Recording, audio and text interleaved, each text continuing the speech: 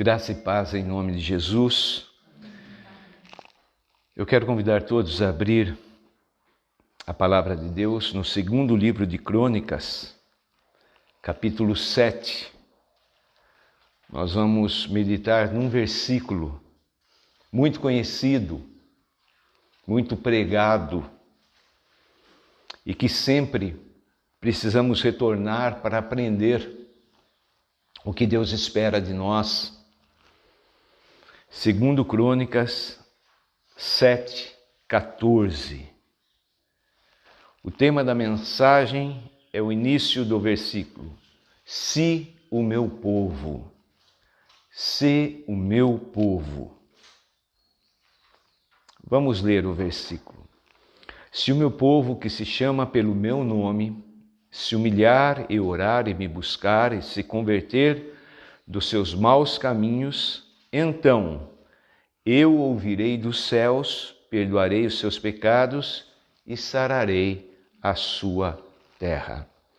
Esse texto fez parte da nossa leitura de ontem, mas ao ler sempre vem no meu coração o desejo de falar novamente sobre essas 4 condições que Deus coloca para o povo dele, para que Deus possa derramar as suas bênçãos. O contexto aqui é que o rei Salomão, filho de Davi, havia terminado a construção do templo, havia orado, consagrado aquela localidade, e aí então Deus, ele fala aqui 4 condições que ele coloca para que as bênçãos dele sejam derramadas. O versículo começa dizendo: se o meu povo que se chama pelo meu nome.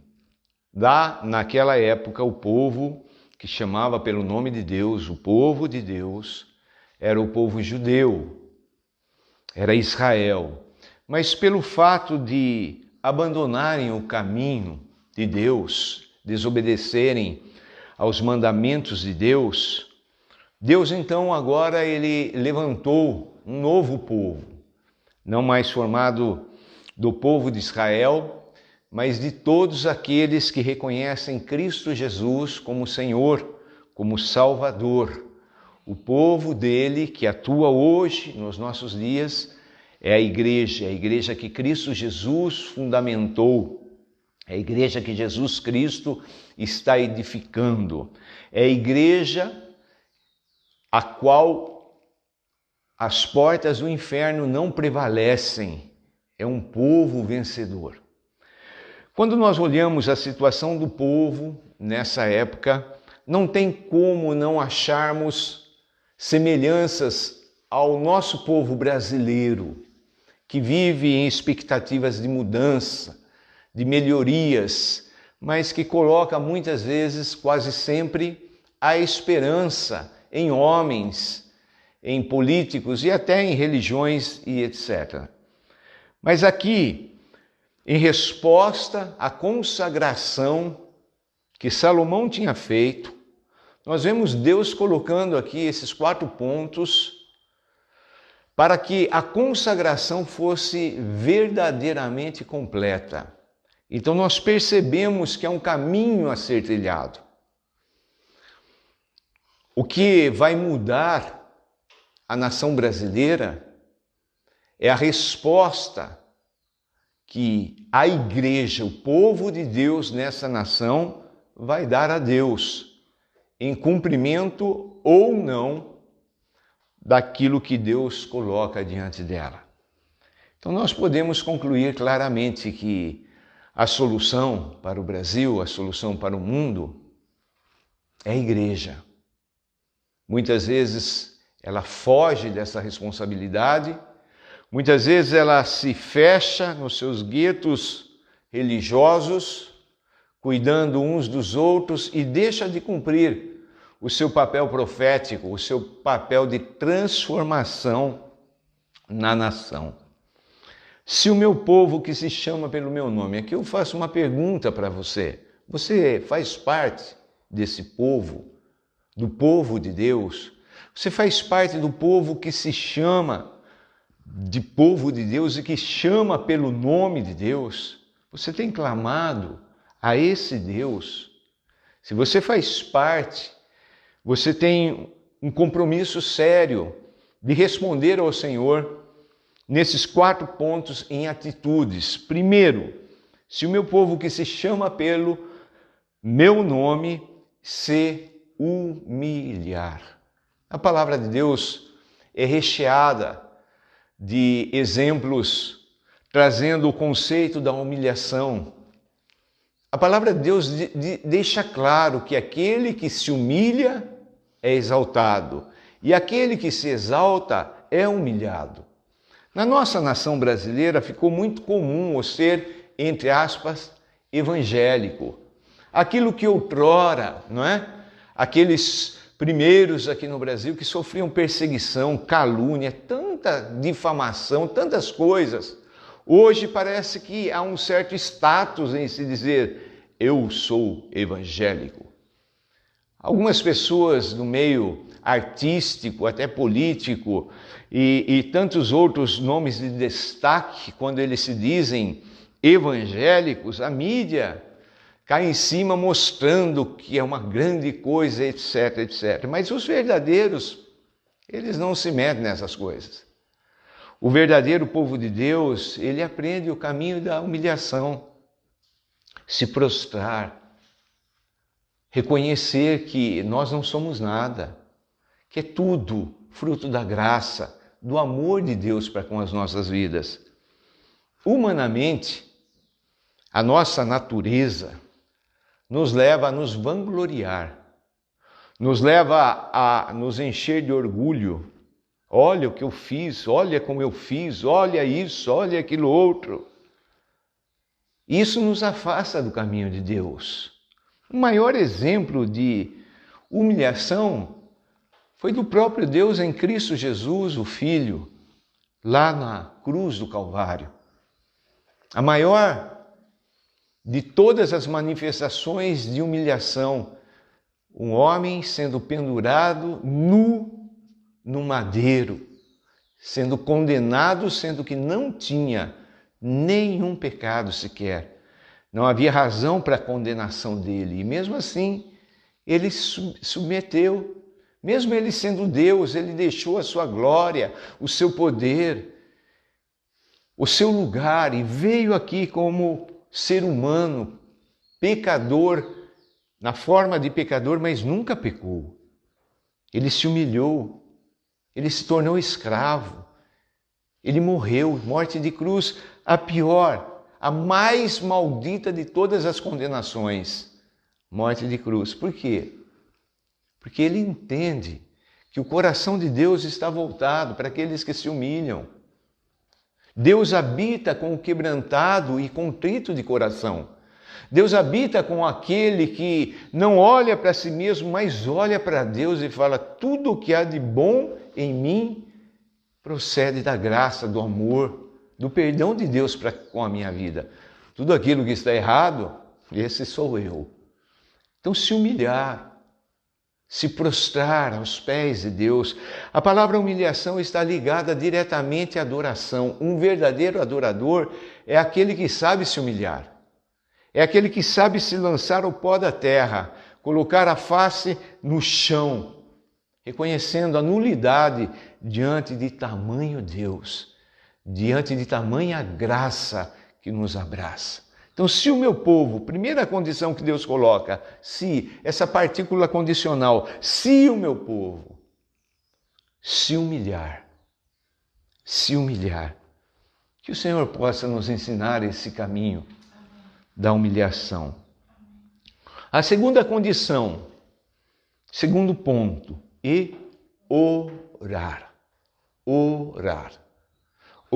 Eu creio que o maior problema do povo de Deus, da igreja de Deus, continua sendo a oração.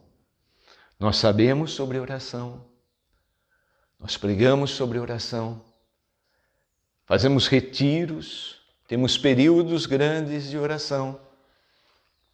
Mas será que a gente sabe orar?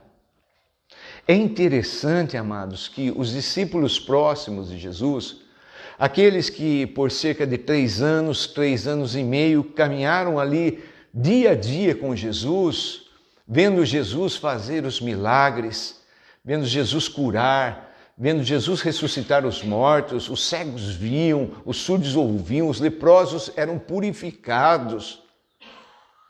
Mas eles pediram para Jesus uma coisa: ensina-nos a orar. Eu creio que eles perceberam que a fonte de toda a graça, de todo o poder, de toda a autoridade que estava sobre Jesus, vinha pelo fato dele orar. Vinha pelo fato de que, mesmo depois de dias em que ele trabalhava, ia de cidade em cidade, mas ele nunca deixava de orar. Muitas vezes nas madrugadas, nos desertos, ele priorizava a oração. E nós sabemos disso. Até uma frase muito conhecida, não sei de quem é, e não sei quanto tempo existe. Pouca oração, pouco poder. Nenhuma oração, nenhum poder. Muita oração, muito poder. Então a segunda característica aqui é orar. Um povo que ora. Eu fiquei imaginando quando eu estava pensando nisso, né? Em vez do povo ir nessas passeatas políticas, o povo se reunindo nas ruas para orar, se prostrando, clamando, cantando o nome de Jesus. Mas quando se marca algo desse tipo, são muito poucos os que estão disponíveis. Precisamos retornar à prática de andar pelas ruas da cidade, orando, quebrando toda a potestade, todo o poder, toda a autoridade de Satanás e ministrando ali a bênção de Deus sobre os habitantes daquela localidade. É assim que a igreja deve funcionar. Jesus Cristo cita o Antigo Testamento dizendo que a casa de Deus tem uma marca e ele chama essa casa de oração para todos os povos. Coisa maravilhosa. Muitas vezes a gente faz tantas coisas que não são erradas. Gastamos um período grande louvando, gastamos um período grande tendo comunhão com os outros, tendo vários ministérios, etc. Mas quando a gente olha a reunião de oração, infelizmente, ela continua sendo para poucos. Se humilhar, orar. Paulo diz que nós devemos orar sem cessar. Jesus Cristo ensinou aquele povo a orar, dizendo: entra no teu quarto, fecha a porta atrás de si, desconecta do mundo todo e ora ao Pai em secreto. E o Pai que vem em secreto, ele responde. Irmãos, nós não podemos reclamar para ninguém da nossa situação. Nós precisamos fazer uma análise. Eu estou orando? Eu estou colocando diante de Deus tudo aquilo que tem me aprisionado, tem me entristecido, tem me angustiado? E Deus vem em resposta. Tem uma ilustração que eu gosto muito. Um grande homem de Deus chamado George Mueller, ele estava fazendo uma viagem de navio para ir pregar em outra localidade. E o mar fechou numa cerração, numa neblina muito grande e não dava para prosseguir. Esse homem de Deus foi e chamou o comandante daquele navio para orar. Desceram até a casa das máquinas. Aquele comandante também era cristão.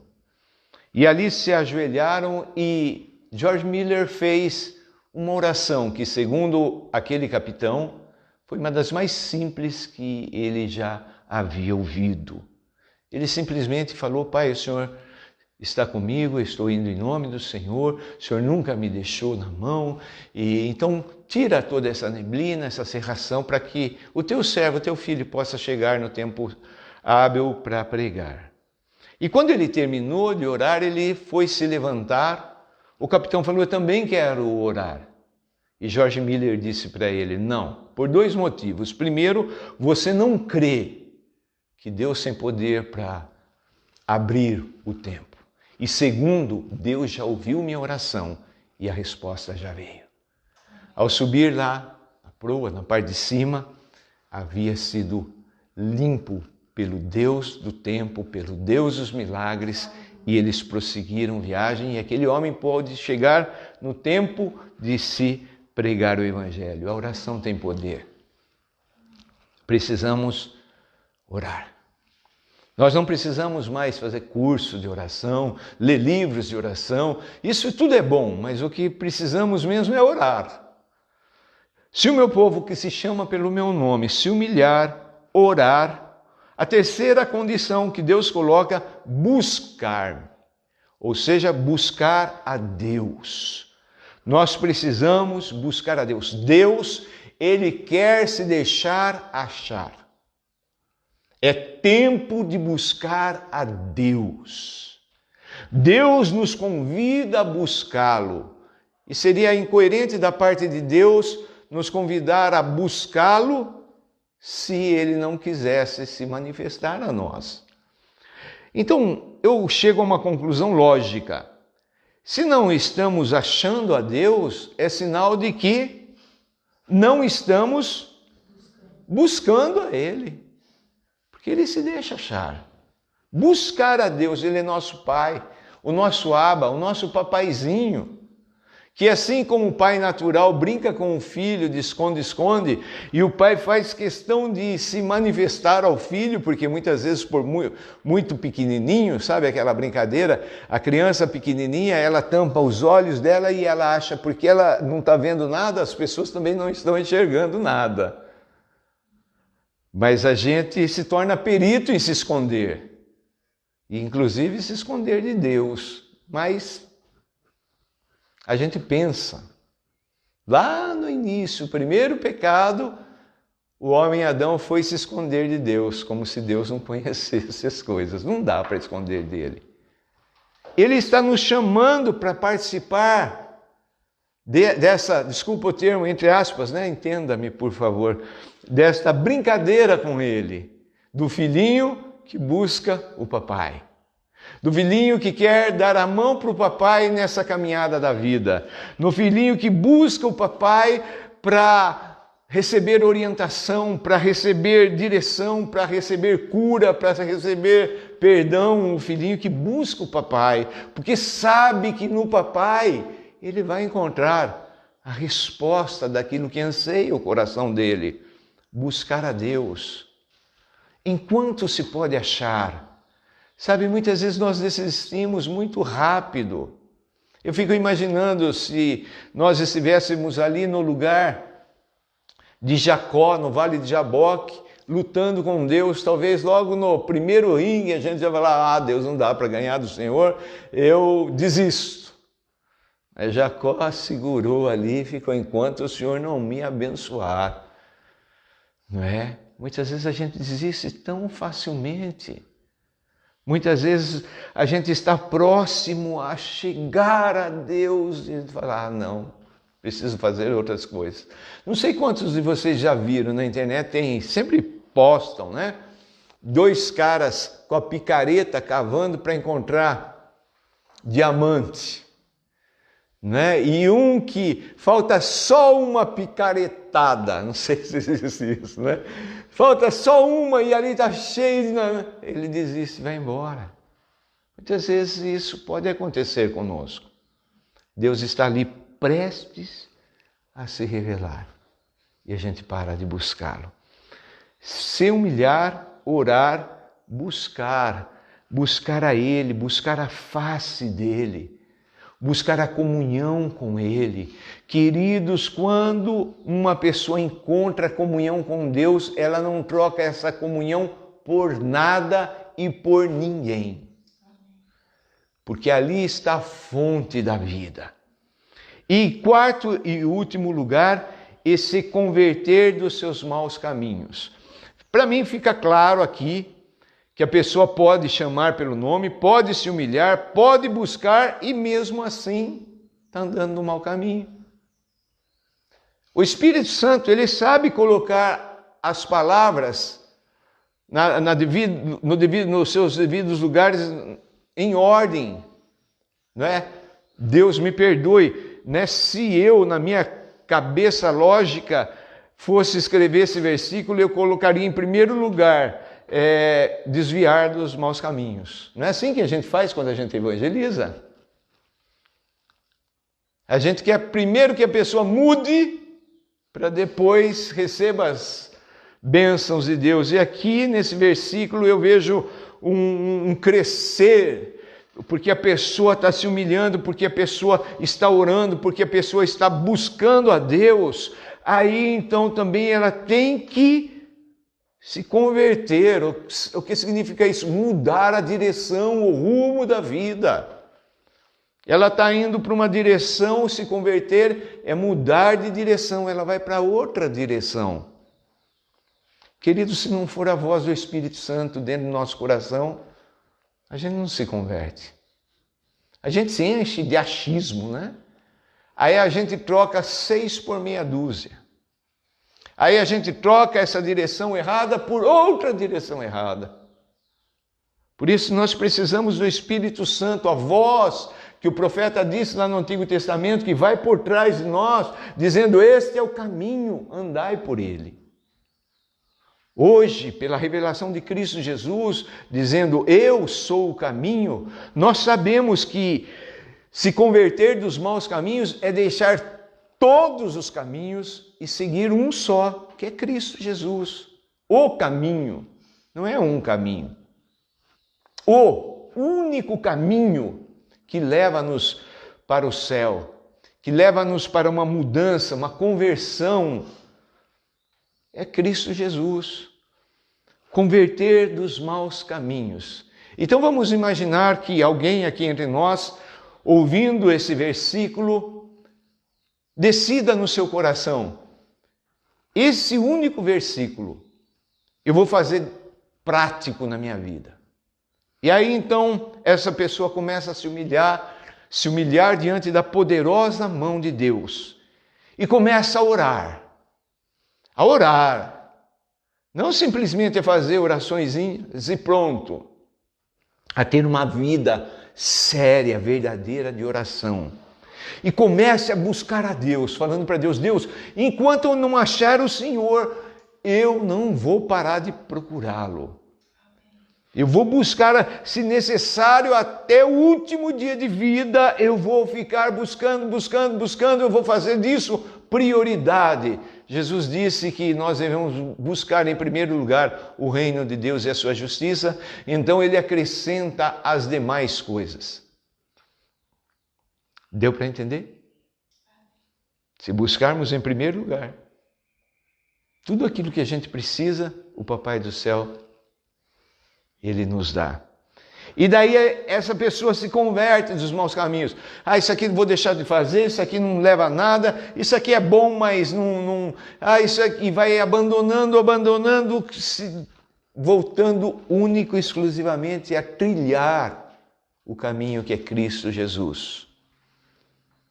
Aí Deus, ele dá a promessa que a gente vê na continuidade desse versículo. E eu quero usar a resposta de Deus como conclusão. Primeira coisa, então, se a pessoa estiver trilhando nesses 4 pontos aqui, obedecendo, respondendo em obediência, então, o que Deus fala? Primeira coisa, eu ouvirei dos céus. Queridos, eu chego numa triste conclusão ouvindo isso, que vai contrário àquilo que muitos de nós pensam acerca de buscar a Deus. Não, mas é só eu fazer uma oração, é só Deus ouve dos céus. Sim, Deus não é surdo, ele ouve tudo. Mas ouvir para trazer uma resposta positiva é somente para aqueles que se humilharem, orarem, buscarem a face de Deus, a Deus e se desviarem, se converterem dos maus caminhos. Então, ele vai ouvir dos céus. Eu vejo assim, Deus ouvindo todas as orações. Mas aquelas que vão ter peso nos ouvidos, no coração de Deus, são aquela feita por aqueles que estão cumprindo essas 4 condições. Então ouvirei dos céus.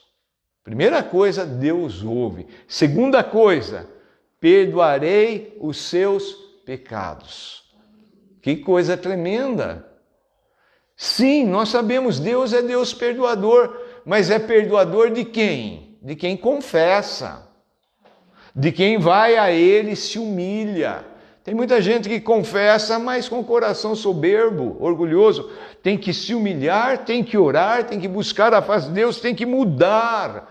Tem que haver uma mudança de direção, senão Deus não perdoa.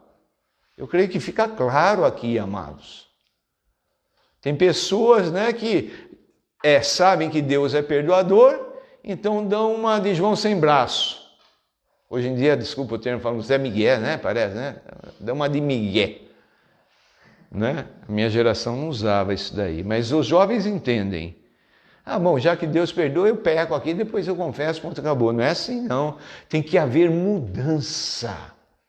Mudança na conduta, no falar, nas atitudes, no pensar. Então eu ouvirei do céu, segundo perdoarei os seus pecados, e terceira coisa que Deus faz, sararei o Brasil. Amém. Sararei a sua terra. É palavra de Deus, é promessa de Deus. Deus cumpre. Mas por que não está acontecendo isso no nosso meio? É simples. Porque nós não estamos respondendo em obediência às 4 condições que Deus coloca aqui. Sararei o quê? A sua terra. A bênção de Deus, ela nos alcança, mas não fica limitada a nós. A bênção de Deus numa pessoa que se chama pelo nome de Deus, que está em obediência, ela extravasa, ela alcança outros, ela alcança os vizinhos, ela alcança a cidade, ela alcança o país. Sararei a sua terra. Eu pergunto, a nossa terra, a nação brasileira, não está precisando de cura? Queridos, nós nem bem saímos de uma pandemia, já está sendo anunciado o carnaval. Não dá para entender. Aqueles que estavam falando, chorando sobre os milhares de mortos pela Covid, são os mesmos que estão agora falando da festa do carnaval. A nação brasileira precisa de cura, mas ela não vai vir através desses homens. Ela não vai vir através da mídia. A mídia, muito pelo contrário, ela vai perseguir, condenar, querer destruir o povo de Deus. Os políticos, não importam o partido, eles não vão trazer a bênção de Deus. Quem vai trazer a bênção de Deus é o povo escolhido, é o povo que se chama pelo nome do Senhor. Amém. A responsabilidade é nossa. E o que fazer? Está aqui o trilho, Humilhar, orar, buscar a Deus e converter e mudar os maus caminhos. Fica o desafio. Nós podemos saber tudo isso, mas a prática, a teoria muitas vezes é linda, mas a prática, nós sabemos a teoria, precisamos colocar em prática. Irmãos, alguém pode dizer, mas é muito difícil. Eu creio que não. Eu creio que se Deus está chamando-nos a atenção para isso, é porque é possível, porque Deus, como Pai, Ele não ia falar alguma coisa que fosse impossível para nós. Concorda comigo? Deus é o primeiro, é o maior interessado em que nós respondamos a Ele, porque o nosso Deus, Ele quer abençoar, Ele quer sarar a terra, Ele quer perdoar os pecados, Ele quer que todos sejam salvos. Mas a resposta quem dá é só o povo dele. Vamos orar. Papai, A tua palavra, ela é objetiva, simples, clara. Nós pedimos, capacita-nos, Senhor Deus, a responder em obediência. Senhor Deus, quando falamos de humilhar hoje, parece uma coisa tão deprimente, tão negativa. Mas é isso que o Senhor requer de nós. Quando falamos em orar, hoje em dia sabemos de tudo, dos versículos, dos princípios, mas oramos ainda tão pouco, Pai. Quando falamos, Senhor Deus, em buscar ao Senhor, nós gastamos tanto tempo, tanta energia em buscar tantas coisas, mas quando é buscar o Senhor, a nossa velha natureza reclama, o nosso corpo se irrita, a sonolência.